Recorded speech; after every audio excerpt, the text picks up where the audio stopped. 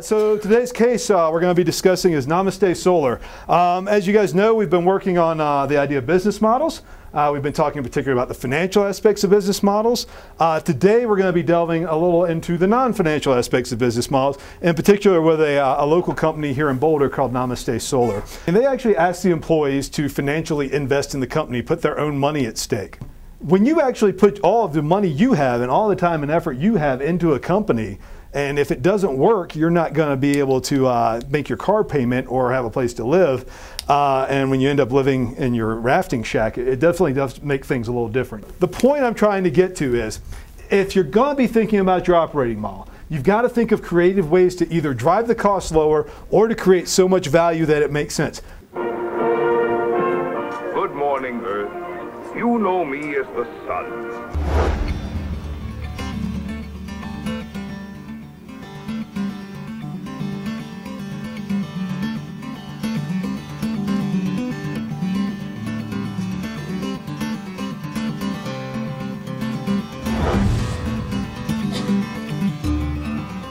Namaste Solar is solar.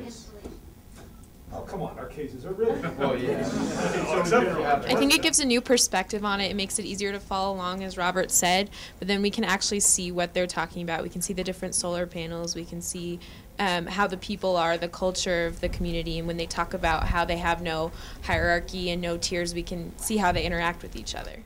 I definitely like the documentary style. I think it gives it more of a real life feel, and you get a real sense of what the company's about. I would rather do it because it gives me like an alternative method to learn about the case, and at the same time I don't feel like I'm doing as much work because it's video and it's a little bit more interactive than just reading a page, and also it makes it more realistic because I get to see the actual people that I'm learning about. I think that it's obviously going to save a lot of time. I mean, students are, one, they're going to be a lot more inclined to do the reading. I mean, for example, when I read this Namaste case earlier, I literally said to myself, it was 17 pages. I was like, I wish this was on tape so I could just sit here and listen to it. So I think you're going to get a lot more people to get involved with the cases prior to class, and then you're going to come into the classroom knowledgeable and ready to have a discussion.